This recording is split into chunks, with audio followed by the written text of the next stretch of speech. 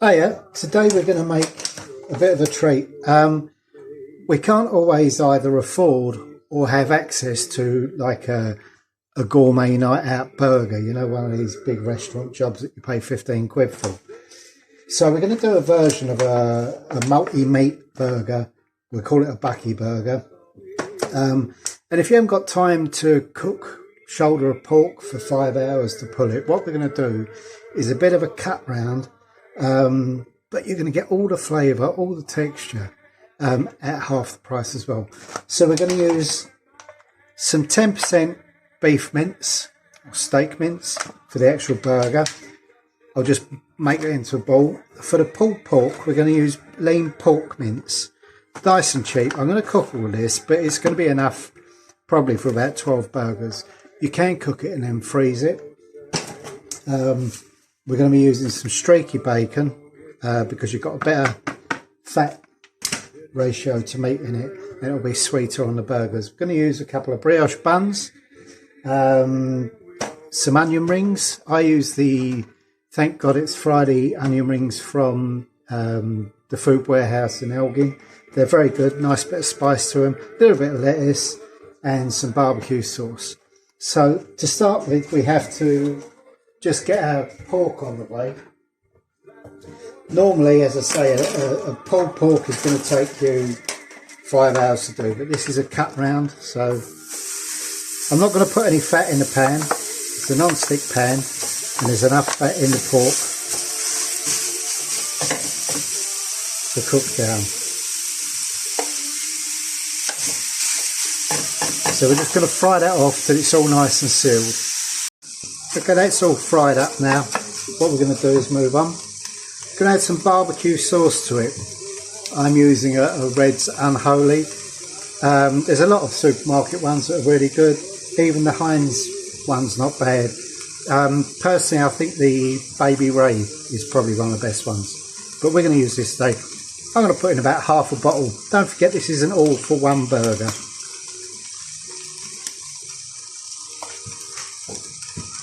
Now we're going to turn the heat down a little bit and just let it soak up that flavour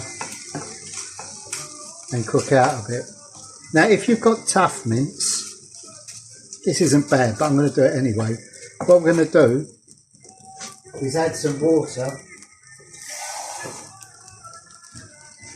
and then let it boil up and then reduce down to a thick glaze.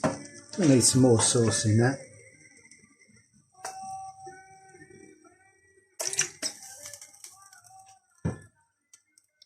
So we'll let that simmer away until it's nice and tender and quite thick again. Probably take about 10 minutes. Okay, that's reduced down now to a nice sticky barbecue sort of mess. The longer you cook it, the softer it will get. I like a little bit of bite left in it.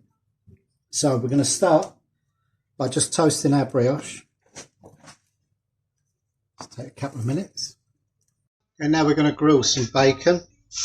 I'm doing it on this griddle because it smokes a lot, sets off the alarms, gives the wife something to do. She can run around, turn the lighters off. So I'm doing 6 slices. Obviously, look, if you want more, you can cook more, but 6 is sufficient. And do use streaky, not back. These bacon presses are quite useful when you're doing the bacon. It just makes it sit flat to the pan or griddle, gives you a nice even crispness across it. Let's adjust that a bit. There we go, you can see a bit better. Just push it down, get a nice texture to it all. There we go, lovely cooked bacon, nice and even. So push it up to the top, keep it warm. Meantime, over in the air fryer, I've just cooked the onion rings. And what I've got here is 150 gram balls of the mince. Don't pack it too tight because you want to do a splat burger, which I'll show you in a second. So, onto the griddle. Season it. I know that sounds weird, but do it because it gives you a nice crust. So it's a nice sea salt, fresh black pepper, and then pop your ball right on top of it. Take a heavy pan, I'm going to use a bacon press, and just apply an even downward pressure just to splat that burger out.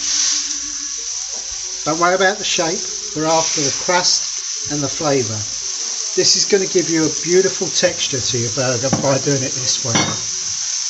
Okay, so we'll let that crust up. We're just going to put a bit of seasoning on.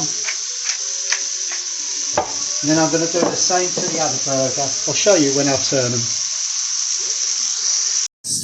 So that's had a minute or so. We don't want to overcook these burgers. But there again, you don't want to make someone ill. So we're going to flip that. Just push it up a bit. Can you see you've got the nice crust on it where the salt and that's gone? I did season the top of the burger, so I'm now going to season this bit to do the other one.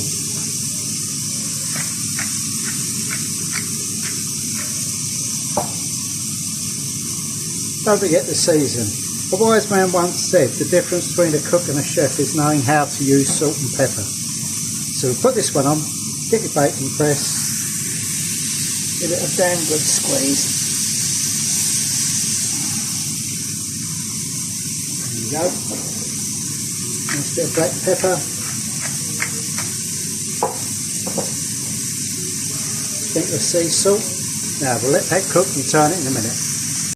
Okay, time to finish up now. So we're going to put some burger cheese on the burger.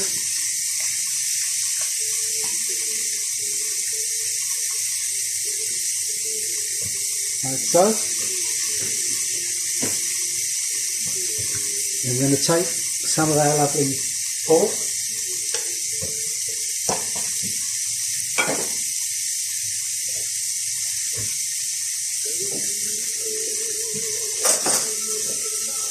And just spoon it on top. I'm not apologising for the size of this because it's a bit of decadence. You're only going to have it once in a blue moon.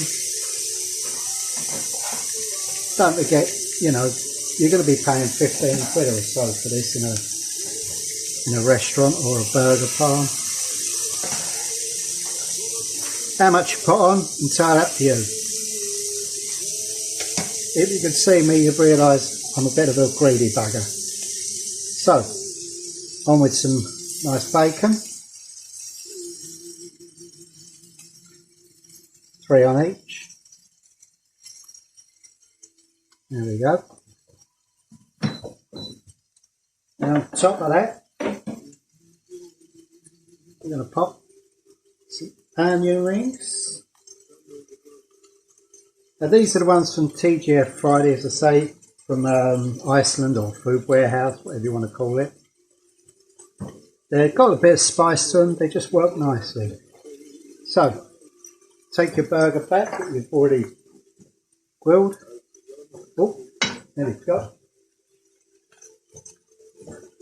Bit of lettuce, that's a nod to veganary. Stick your burger on top.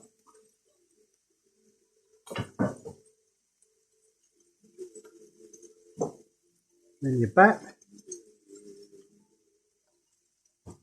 Now if you want, you can put some chips or something with this. Honestly, I don't think you need it. So you probably can't see that at all. It's a bit like that. Where's that? I'll take a photograph and put it on the picture anyway. But that is a man-sized gourmet burger. Do try it. It looks more complicated than it really is.